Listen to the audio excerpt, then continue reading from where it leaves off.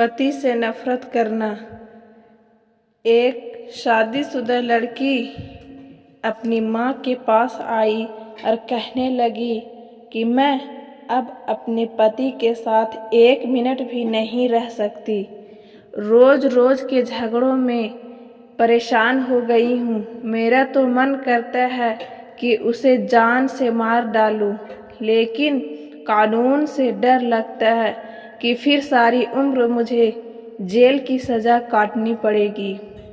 माँ ने कहा, बेटी तू परेशान ना हो, मैं एक ऐसा जहर जानती हूँ कि अगर तू उसे अपने पति को धीरे धीरे 2 महीनों तक खिलाएगी तो उस जहर से वो खुद ही मर जाएगा और फिर किसी को तुम पर शक भी नहीं होगा। ये सुनकर लड़की खुश हो गई। माँ ने कहा, लेकिन तुम्हारे घर में रोज़ाना झगड़े हुआ करता है और यह बात सारे परिवार वाले जानते हैं कि तुम दोनों की आपस में नहीं बनती।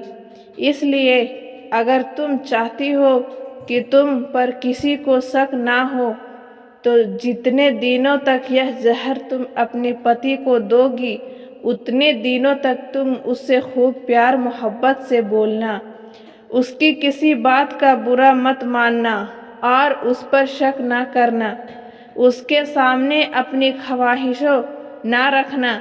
बेचारा कुछ दिनों का मेहमान है। बेटी ने कहा, हाँ माँ, कुछ दिनों के लिए मैं ये सब कर सकती हूँ। और फिर वो जहर की पुड़ियाँ लेकर बेटी अपने घर चली गई। 1 महीने के बाद बेटी जब अपनी माँ के पास वापस आई तो कहने लगी कि माँ, मुझे अब कोई ऐसी दवा दो कि जिससे उस जहर का असर मेरे पति से ख़त्म हो जाए। माँ ने पूछा, बेटी ऐसा क्यों कह रही हो?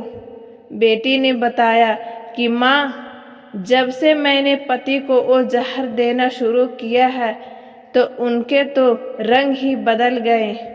वो मुझसे बहुत ज़्यादा मोहब्बत करने लगे हैं, मेरी हर बात का ख्याल रखते हैं, कभी मुझ पर गुस्सा नहीं होते हैं। मैं उनसे कुछ कहूँ या ना कहूँ, वो खुद से ही मेरी सारी ख्वाहिशों पूरी कर देते हैं। हर रात मेरे साथ बैठकर बहुत प्यार मोहब्बत से बातें करते हैं।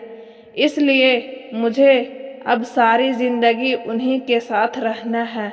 मुझे बहुत अफसोस है कि मैंने उनको जहर दिया। अब मुझे उस जहर का तोड़ चाहिए। माँ ने कहा, परेशान ना हो, वो जहर नहीं था बल्कि हाजमे का चूरन था। तुम्हारे पति को कुछ नहीं होगा। असली जहर तो तुम्हारे दिमाग में भरा था। तुमने अपने चिड़चिड़ेपन की वजह से सारे घर को नर्क बना रखा था। याद रखना, पति पत्नी के रिश्ते में कभी जहर पति होता है और कभी पत्नी, लेकिन घर के बड़े हाजमे का वो चूरन होते हैं जो इन रिश्तों से जहर को ख़त्म करके उन्हें जीने का सलीका सिखा देते हैं।